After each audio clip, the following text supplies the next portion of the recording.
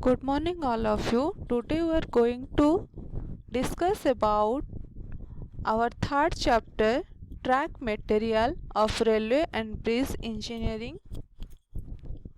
So this third chapter which contain these topics, these are the outlines of your third chapter.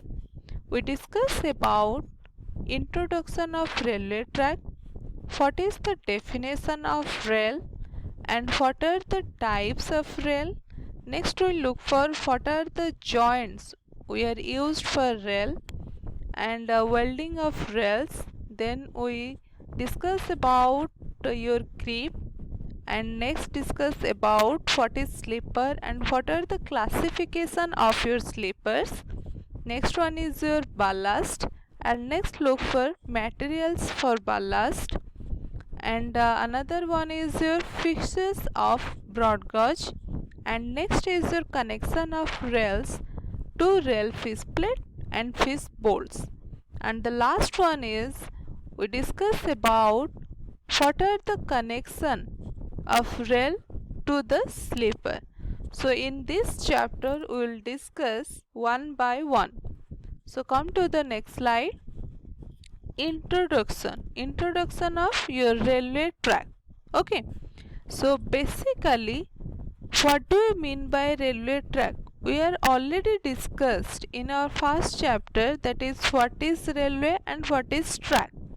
So first of all, what is track? Track means whenever the two rails are laid on the ground which makes a track, and over that the train will be moved, and in which way the rail the train will be moved, that way is called your railway track. Okay, and this railway track, how it is constructed or how it is designed, it have used or it have made or combination of different things, that is which is given below. These 5 elements we are required to design a railway track. First one is your formation, second one is your ballast, third one is your slipper, fourth one is your rail, and fifth one is your fastening. So come to the first one, which is rail. Okay, so we discuss about rail. So what is first question is arise in our mind, that what is rail? A rail is a steel bar, okay, which is extending horizontally between the supports, which is used as a track for railroad, cars and other vehicles. Okay, so what is the definition of rail, and how can we say that this is the element which we call that rail? So a rail is a steel bar and which is continuously used in a track, which is continuous line of bars which laid on the ground as one of a pair and which forming a railway track. And rail is similar to the steel girders, and these are placed end to end to provide continuous and level surface for the train to move. So all of you see here in this picture, these are your steel bars. Okay, steel or iron bars. Basically the rail is made by steel or iron tracks, iron materials, and here your steel bars or rails are laid on the ground, and it is laid in continuous manner, one by one it is connected with end to end to form a continuous line which helps to move the train smoothly. So rails are the members of the track which led into parallel line. In this figure the rails are placed in parallel to each other, okay, and which is provide an unchanging, continuous and level surface for the movement of the trains, and it will be able to withstand high amount of stresses, and these are made of high carbon steel. So whatever the stresses or whatever the loads are come on the your track, it will be bear that, and it will made by your high carbon steel. So basically in our Indian railway, the standard length of our rail is basically for the broad gauge BG, that is 12.80 meter, about 13 meter we can say that, and for the meter gauge that will be taken, the length of the rail is 11.89 meter, and which is nearly about 12 meter.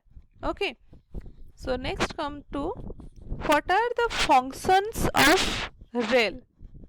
So basically what the work of rail and how it is helps to move the train, so we should know about this. So first of all I want to say that is rail are the similar to steel girder. All of you see steel girders which are used in railway stations and other places.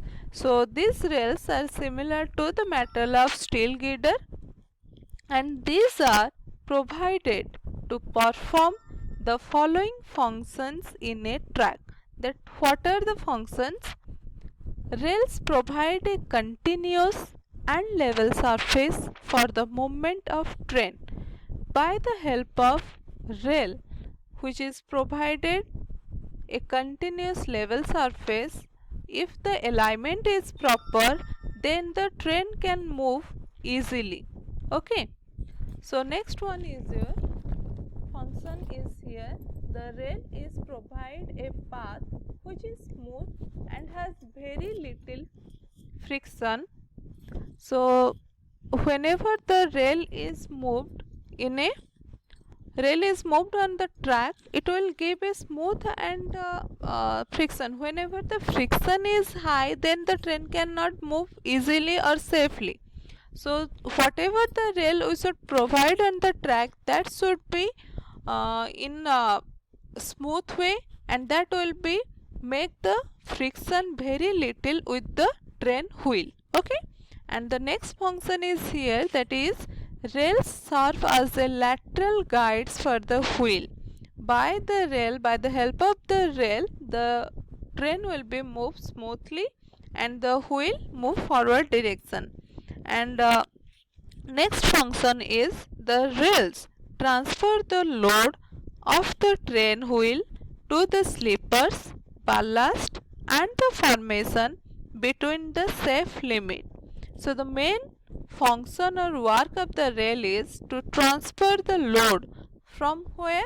From your wheel to the sleeper, then sleeper again transfer the load to the ballast, and again ballast helps to transfer the load to the formation width or ground level. In this way all the stresses or all the loads whatever applied by the train or whatever arises from the load, that train that will be distribute continuously in or distribute in a equal manner to all the layer of your track. And by the help of this transfer of the loads, the train will be moved safely and there are not any damages for rail or sleeper or any elements of the track.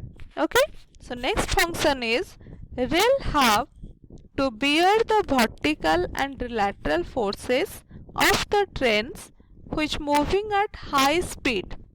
So whenever our rail is sufficiently strong or sufficiently able or capable to bear the forces of vertical or lateral forces of the train, that will helps the train to move in high speed, and it will be resist the braking force which caused due to the stoppage of train.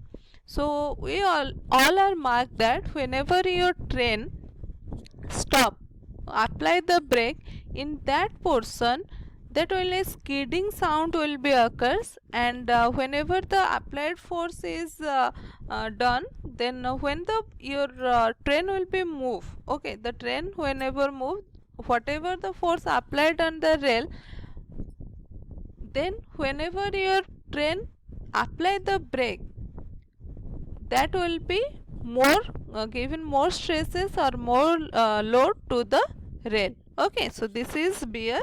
And next function, last one, is your to bear the stresses developed in the track due to the temperature changes and loading pattern. So this is all about your functions of rail. Okay, and next, what are the requirement of rail or ideal rail, we will discuss in our next slide. Thank you.